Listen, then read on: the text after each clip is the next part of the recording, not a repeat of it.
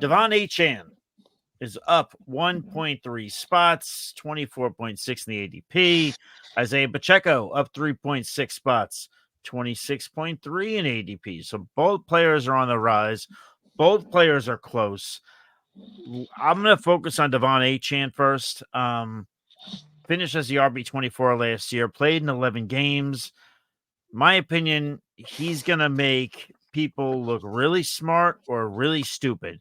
And I know the great Evan Silva, who I think we all respect on this show. I do a ton.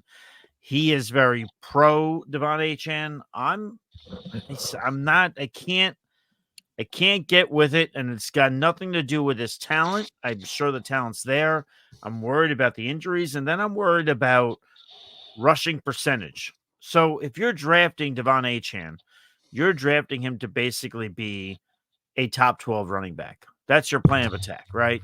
So you look at the running backs. I'm not going to read off the names. I'm just going to read off the numbers.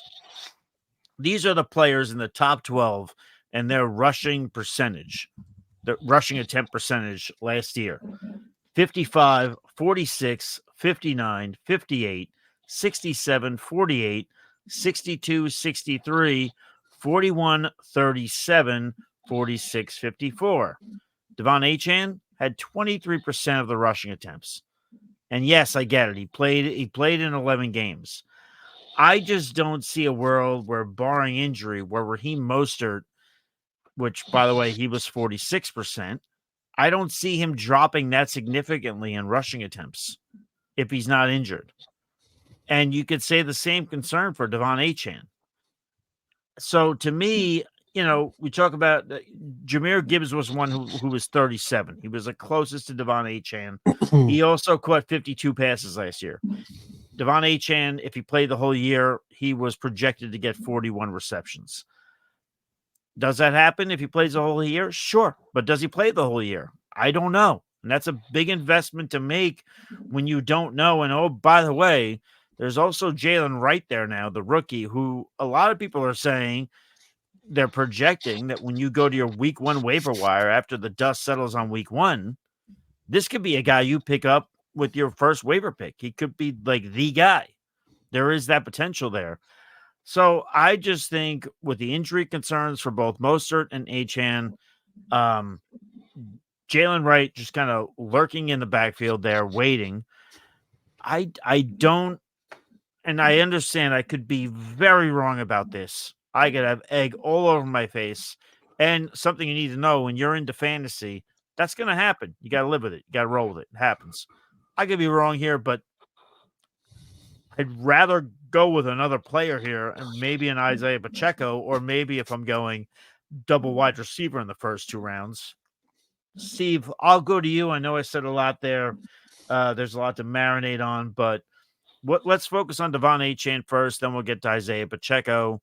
What says you on DeVon Achane again? Up 1.3, ADP 24.6. Yeah, definitely the most polarizing player, I think, this year in fantasy is DeVon Achane. And you listen to certain guys around the industry, like Silva's high in him. You listen to John Hansen, he's a little suspect.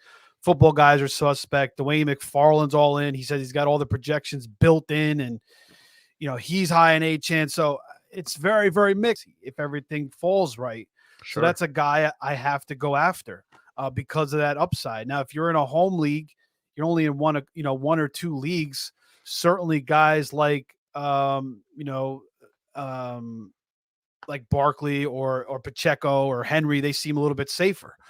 But I mean, Achane, I was just watching some of his clips and his carries last year. There was one game against Baltimore. It was towards the end of last year. He ran off. Yeah, he ran like this angle route in the end zone, and then he wasn't initially open. He twisted one way, twisted the other way. Then Tua threw it him in the back of the end zone. He jumped up high as hell, came down with it. Yeah. And you look at his body type; he's very similar to Warwick Dunn. Like they have the same exact body type. And when I watch Achane, I do see a little bit of Warwick Dunn in him. And Warwick Dunn made his cash. He was a good runner, but he made his cash a lot in fantasy with catching all those balls out of the backfield. Bad man. So that's something that Achane could still do in this offense, with Mostert in the way, rushing the ball. They could still utilize him a ton in the passing game. And man, he's a really good player. So It's one of the hardest questions to answer. I see both sides of it, but I'm starting to lean a little bit more towards the Achane way and, trying to grab him because it just could be absolutely electric. But, Mostert is still there. Jalen Wright is very solid. So it doesn't make sense, but it makes sense at the same time. Anthony, go ahead, buddy. You look like you want to go there. But by the way, Steve, nice comp with the work done. I like that. When it comes to Achane, I was, circle back to last year. Steve knows he was here. I was all on an Achane when he got to Miami, was drafting him. I love the ADP. He was free last year, and he obviously won me some leagues, won me some money. This offseason, I was cautious, right? I was out second round price point most of the time. And obviously, you play volume leagues, you want to get some shares of Achane. But, Hoff brought up a few minutes ago Evan Silva. So I was listening to the Evan Silva JJ Zachariason podcast. Everyone's on Zacharyson's show. And there's not many people, number one, that I listen to other shows, but if there's one or two, it's these guys. Yeah. Yep. And Evan brought up, when it comes to DeVon Achane, he compared him to Chris Johnson, that CJ2K type of ceiling. One of those years, and he goes into the context why, and that, me playing in a lot of tournaments especially, that's the type of ceiling you need to go cash big money. Sure. And it makes me think, yes, they have Mostert, yes, they have Jalen Wright, but DeVon Achane, he's a special talent. And the only thing that can stop DeVon Achane is DeVon Achane and the injury bug. DeVon Achane does not need Christian McCaffrey volume to do damage. We saw that last year. The RB5 in fantasy points per game, he had 103 rushing attempts, 27 receptions. Turns that into 800 rushing yards, 197 receiving yards, 11 total touchdowns, 7.8 yards per carry.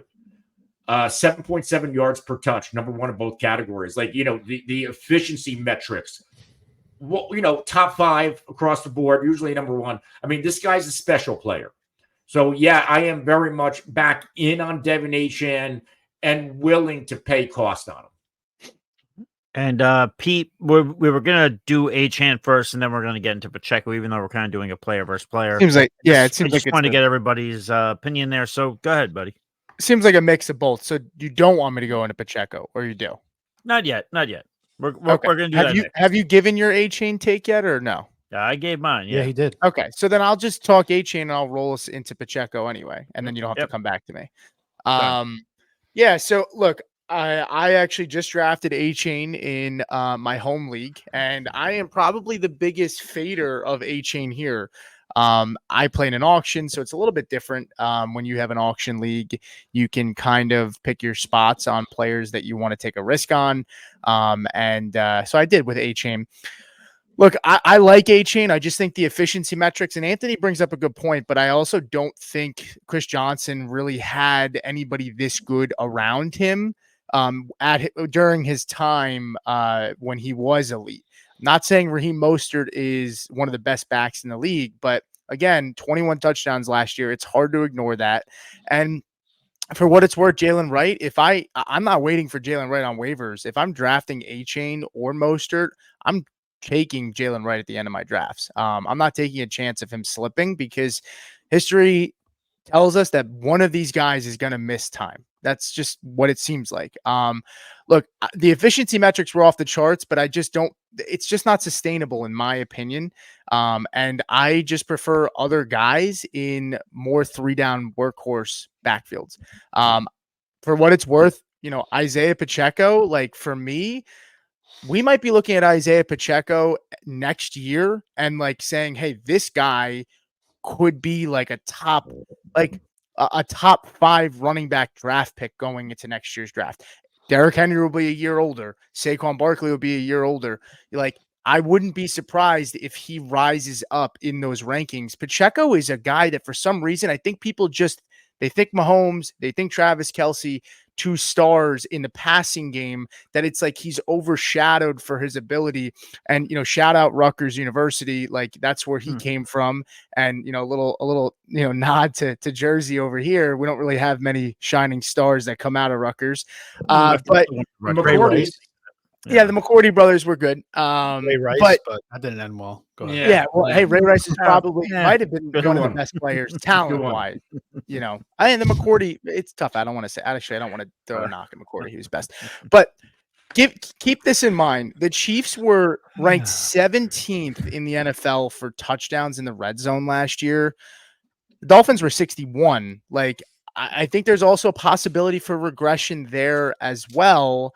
And I don't think that the Chiefs are going to be sitting at 17th in the league for touchdowns in the red zone. Like they had 39. Like the Dolphins almost had 20 more touchdowns. And even with 39 touchdowns, which is 17th in the league, Isiah Pacheco was 9th in red zone targets and 8th in rushing attempts. And that's with Travis Kelce being 2nd in receptions out of tight ends in the red zone. And Rashee Rice was 10th in red zone targets. And Pacheco was still able to get all of that love as the third option almost in that offense. Actually, he was pretty much the second. He's probably ahead of Rice. They didn't really add any other big guys in the red zone that should get the ball. And for what it's worth, he doesn't really have much competition behind him. It's Carson Steele out of UCLA. I like him. But they don't really have many talented players behind him. He's going to get a 3-down workload. And I just really like Pacheco this year. I think the offense as a whole gets more opportunities in the red zone. So I don't see much regression for Pacheco with those numbers, in my opinion, because they didn't add talent in the red zone. Marquise Brown and Worthy are there, but I don't think they're not like scary guys in the red zone, in my opinion. Yeah, I'll take over on Pacheco. Then we'll go Steve. Then we'll go Anthony. Because I'll just say Pacheco. To me, it's 249 total touches last year, which accounted for 49% of the rushing attempts, 10% of the pass attempts. That's the most, at least in terms of since Pat Mahomes has been the starter for the offense, going back that whole way, it's the most since Kareem Hunt back in 2018. Kareem Hunt that year, 58% of the rushing attempts, 8% of the pass attempts. Obviously, Hunt got himself into some trouble at that point and then was shipped off to Cleveland, was suspended for 8 games. But to me, the reason why I bring that up is I think that based in that period of time between there, where you had Darrell Williams, Clyde Edwards-Helaire, Damian Williams, I think they found a guy here that they rely on.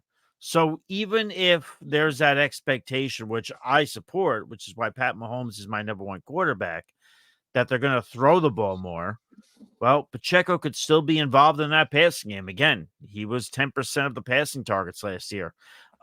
So I like Pacheco more here. I trust it more. I'm also very worried about DeVon Achane and his durability. The same people who want to support Achane because of Mostert's health, you have to be able to point to the health of DeVon Achane. I trust Isiah Pacheco a little bit more in the health standpoint. I think he delivers more on this offense. I think and again, Pete was talking about it. The competition is just not there for Isiah Pacheco. It's his world, and the rest of the running back room is just living in it. So I like Isiah Pacheco this year. I like the direction Kansas City is headed in. I think they trust him, and I'm going to go with that. Steve, I'll go with you. What says you on Isiah Pacheco, who I will just update the masses. He is up 3.6 spots, ADP 26.3. Steve, what says you, man? Yeah, the Chiefs playing the no zero RB game, getting Pacheco in the 7th round and making him so relevant now. And Pacheco, again, I keep saying, I don't think he's like the most talented running back in the world, but his effort and motor is just like 150% every single time. And they started to commit to him, down the stretch. And that's when you were seeing him just get into double-digit fantasy points and, sometimes into the 20s. down the stretch, getting into the end zone. So he's in such a great situation with the Chiefs. You guys already mentioned it. There's nobody behind him. CH is just the guy that they throw in. There's no more McKinnon, so he could he'll maintain that passing role.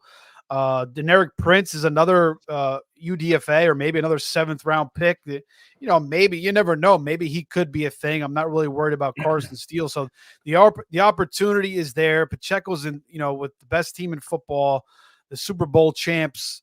So yeah, I mean, I think it's just such a safe pick. The only thing I could say about Pacheco is he runs so hard.